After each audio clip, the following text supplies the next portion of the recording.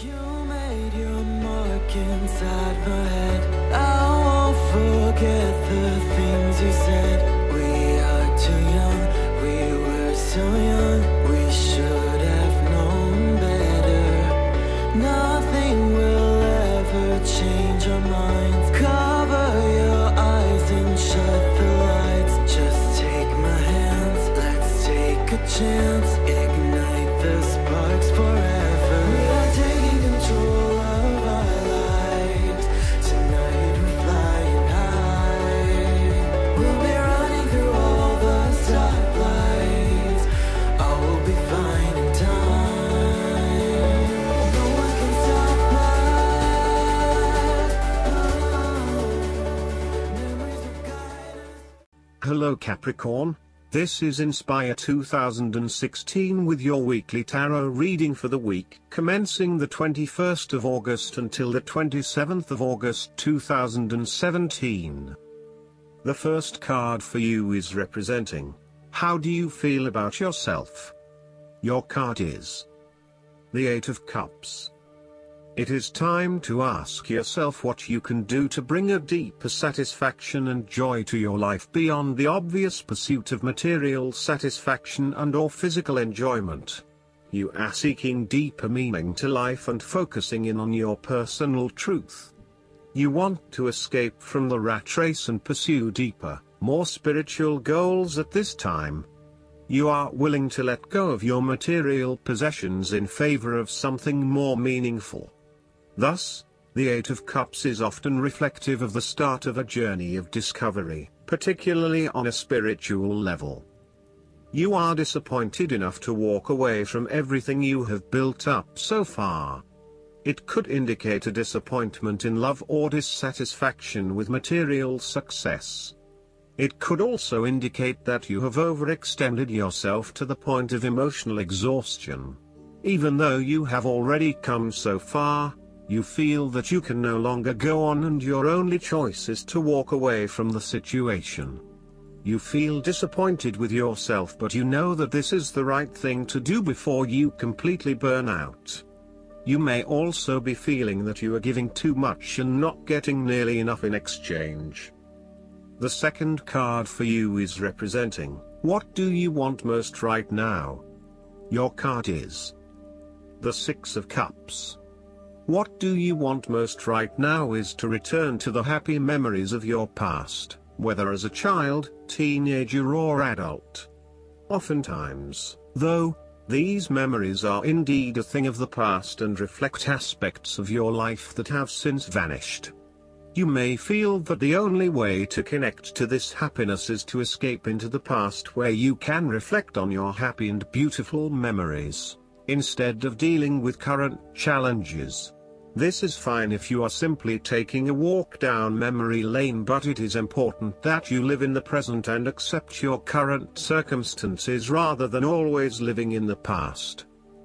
Oftentimes, there is nothing wrong with looking back at the good times for inspiration when things are not going so well.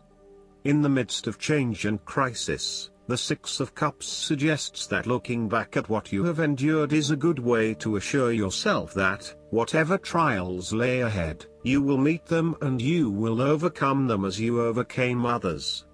You need to take time out to heal, look back on the past and all the good that lies there. During this period of reflection, there is no need to focus on the negative. Instead, bring all of the positive energy from the past into your present and your future. The fallen cups are now full and upright again, but with blooming flowers that cannot be spilled or washed away. Now that you have looked back, the way forward will be clear and enlightening. The Six of Cups can represent a return to a familiar environment or to a childhood place. You may return to your hometown, to your parents' house, to your high school or even kindergarten. You could be going to a high school reunion or reconnecting with a childhood acquaintance. A teenage sweetheart or past lover may turn up again. Allow yourself positive, nostalgic memories of childhood, friends and family. If you can, spend time with younger people. The source of your problems may be in past events that are triggered in the present. We are made up of many parts, and inside we still have the little child and adolescent we were with all of its experiences and feelings. This can lead to the inner child reacting strongly to certain experiences, situations and feelings in the present, based on experiences of the past. Working with your inner child and getting to know where these feelings come from can change that and enhance your choices in miraculous ways. When we are being playful, spontaneous, creative, intuitive and surrendering to the spiritual self, our genuine authentic self, who we know deep within us, our real self is being welcomed and encouraged to be present. The third card for you is representing your fears. Your card is the Queen of Pentacles. You are afraid and feeling worried about whether you can be financially independent, while also still maintaining your family connections. You may be concerned that if you invest in your career or financial well-being, you might not have enough energy to invest in your family. Sometimes, you just cannot do everything and you will need to make some choices. You are also becoming very consumed in your work. You may be placing your career before your family or your relationships, and this is having a detrimental impact. Of course, this may be okay on a temporary basis, but you need to assess its long-term impact. To rebalance your life, you may find a release by returning to a favorite nature spots and allowing yourself to take in this fresh, natural energy. You may also find that you become a bit of a homebody and somewhat isolated from others. If so, you need to fight this urge and keep in touch with your friends and family, as they will be a great help and support to you. At times, the Queen of Pentacles may suggest that your tendency to mother those you care about is actually becoming more like smothering.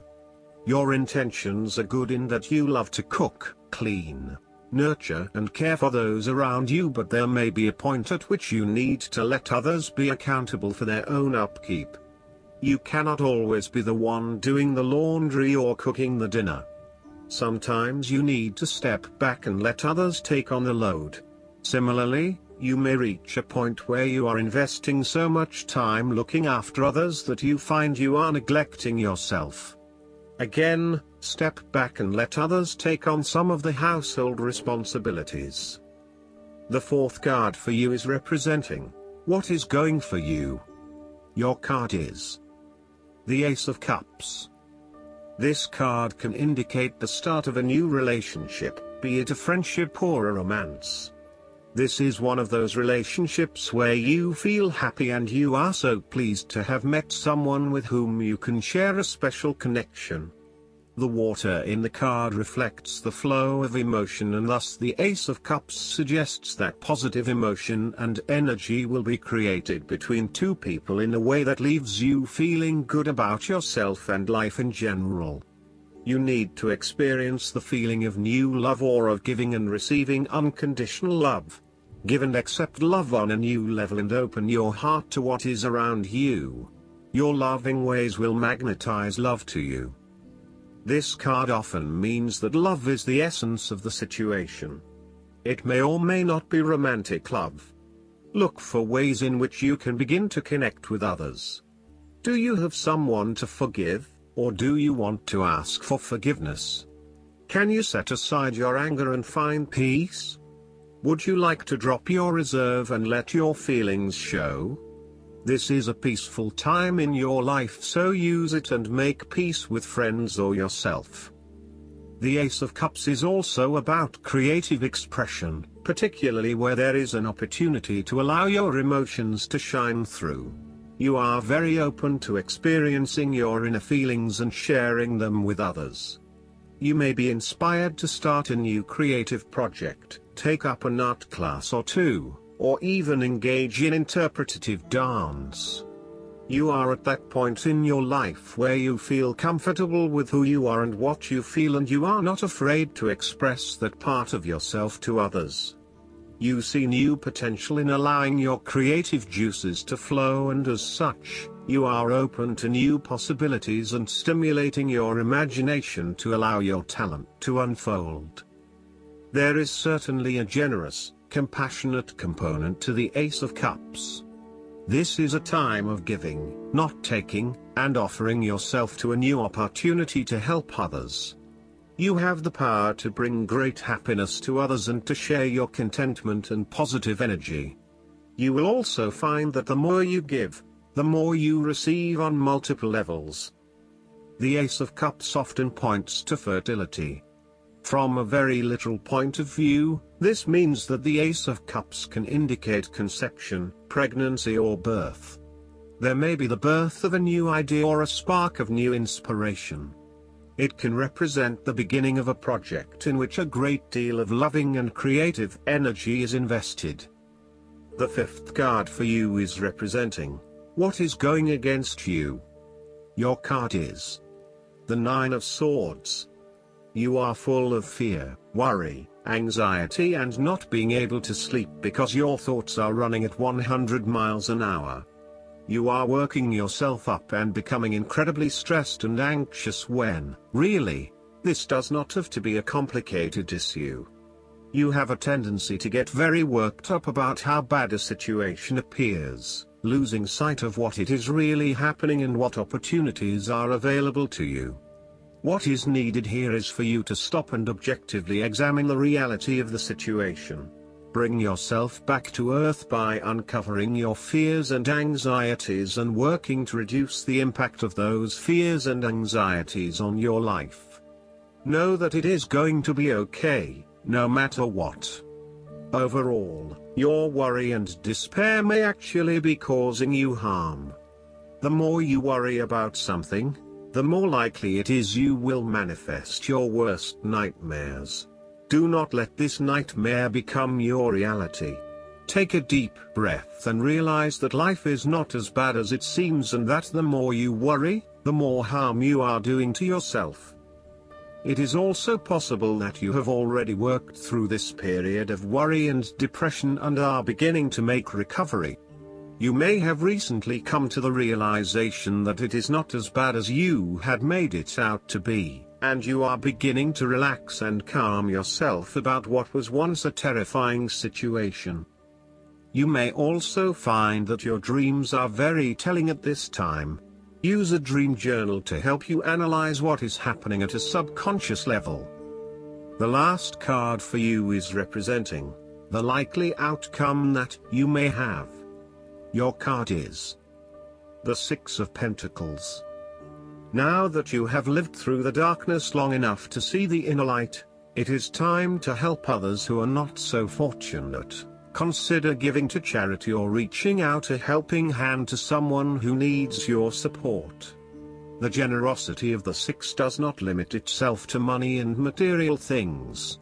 Giving of your time or your wisdom is often just as spiritually fulfilling as giving away money or gifts, and the intangible gift of your presence is received just as well, if not better. You may also be inclined to make a loan to someone, on the premise that they will eventually pay you back once they are back on their feet. This is a loan built on trust and good faith, knowing that if you give something away, it will come back to you. Remember, though, that this is more about a short-term fix and not a sustainable solution towards self-sufficiency. So, think about how you can financially support your family or friends in a way that encourages them to stand on their own 2 feet eventually. If you are the beggars in the Six of Pentacles, then you may be the recipient of someone else's charitable activities.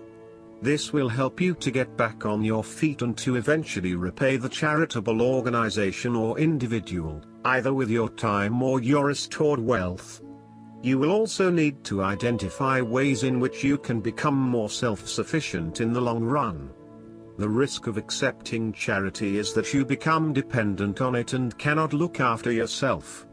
Be mindful that you are not becoming submissive or noticeably desperate as a result of the charity that someone else is providing you. Last but not least, the guidance card for you is no more complaining. This card is a clear reminder that complaining about finances or the economy is a sure way to manifest money worries. Complaining is an affirmation of victimhood, stating that someone else has power and control. To take back your own power, you'll need to avoid complaining or blaming. This doesn't mean that you should stuff down financial fears or pretend that everything's okay. Rather, the angels are guiding you to elevate your feelings and thoughts so that you can receive the support you need. Try this, go a whole hour without complaining, silently or aloud, and notice how you feel. Then go another hour, and another. Work up to going 24 hours without complaining, as you build your faith and positivity. Just as complaining instantly attracts something new to complain about, so too does positivity attract wonderful experiences and feelings. You might even form a pact with a friend, whereby each of you points out when you hear the other one complaining.